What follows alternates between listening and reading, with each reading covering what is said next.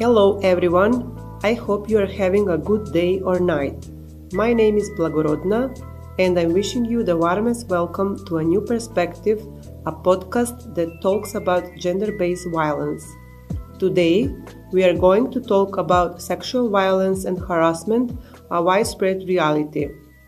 Today with us to talk on this topic we have our guest Vlatko to address this very sensitive yet widespread issue. Hello Vlatko, thank you for being with us.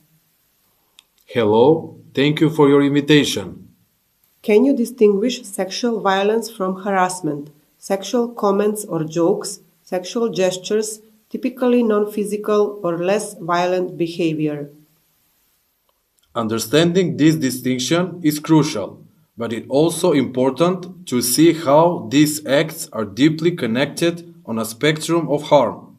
Often, harassment is the testing ground and the tool that makes the way for more severe violence. It creates an environment where boundaries are broken, where a person's no is conditioned to be seen as an unimportant, and where the abuser asserts a chilling sense of control. This is why we must never underestimate harassment as just words or just jokes. It teaches a person that their space, both physical and psychological, is not their own. This daily grinding anxiety is a form of psychological trauma that can deeply wound a person's sense of self and safety in the world. Survivors of both harassment and violence navigate a shared road towards healing. At its heart, this road requires validation, support, and the restoration of personal power. The act of naming the experience, whether as harassment or violence, it's a foundational reclaiming of that power. It transforms a private, disorienting hurt into a definite injustice directed against someone, definitely separating the harm from the identity. Asking for help is not weak, it is incredibly brave. Talking to a counselor, calling a support line, or reaching out to people you trust can help you sort through the painful feelings of shame, fear, and self-blame. These supports exist because many people have been through abusive situations. And because getting better is real. You deserve to be believed. You deserve help that works for you. Ultimately, whether it's harassment or violence, the fundamental violation is the same: a theft of the autonomy, the peace, and the right to move through the world without fear. By naming them clearly and understanding their devastating link, we build a society better equipped to prevent both, support survivors, and hold abusers accountable. Why do people often stay silent about this problem? People most often remain silent when they experience violence due to fear, shame, and a lack of information. They believe that their community will condemn them because stereotypes regarding such situation often exist, and victims are frequently subject to societal judgment. Furthermore, a large number of victims do not know how to seek help or where to turn, even though there are institutions that provide aid and support for victims of violence. In addition to state institutions, there are also civil society organizations that have established safe houses for the care of victims. This is one of the most painful and misunderstood parts of this issue. From the outside, it's easy to ask, why didn't they just speak up?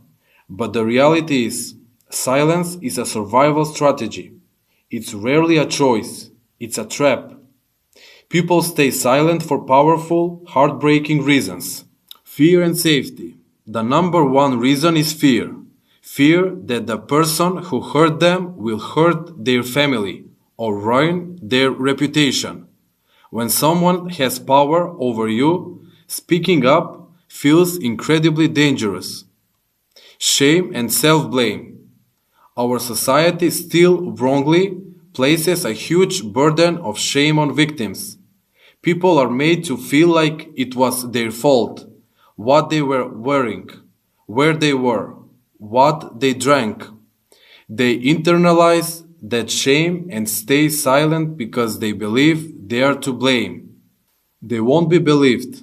This is a massive one. People often think, who's going to believe me over this person? Especially if the abuser is popular, powerful, or a respected member of the community. The terror of being called a liar, of having their story picked apart, is enough to keep anyone quiet. The trauma itself. Sexual violence is a deeply traumatic experience. It's not just a secret. It can become a story that feels too terrifying to put into words. So, when someone stays silent, it's not because what happened was okay. It's because the barriers to speaking out, fear, shame, and disbelief can feel too big. Our job isn't to question their silence, but to build a world where they feel safe enough to use their voice. So, what does this mean for us? It means that creating safety for survivors to speak is active, continuous work. It requires us to build systems that are truly trustworthy, to challenge the narratives that protect abusers, and to offer efficient resources. When we understand the many layers of this silence, we stop asking, why didn't you say something? And start asking, what can we do to make it safe for you to be heard? Our role is to dismantle the trap, brick by brick, so that silence is no longer the only perceived path to survival.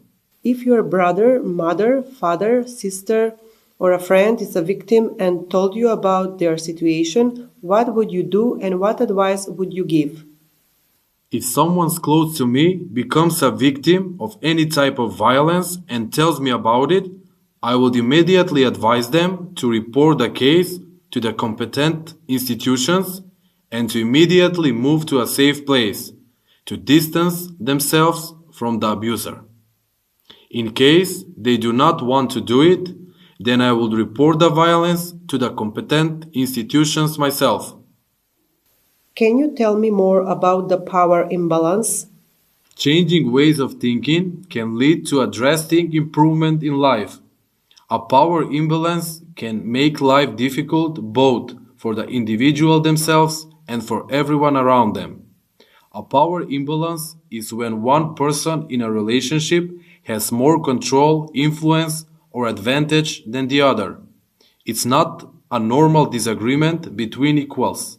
It's like a game where one player gets to make all the rules. It's not about a single bad moment. It's about being stuck in a situation where the other person controls you, safety, and future. That's why living or speaking up feels impossible. The cost seems too high. That's why understanding this power dynamic is crucial to understanding why people so often stay silent. Thank you so much for listening, and a special thanks to our guest for helping us dive deeper into this important issue. Big thanks for inviting me and for the possibility to express myself in this very important topic. Thank you for being here. Now, in our next episode, we will dive deeper in the topic the role of European institutions, laws and directives, and international commitments that shape the protection of women across the continent.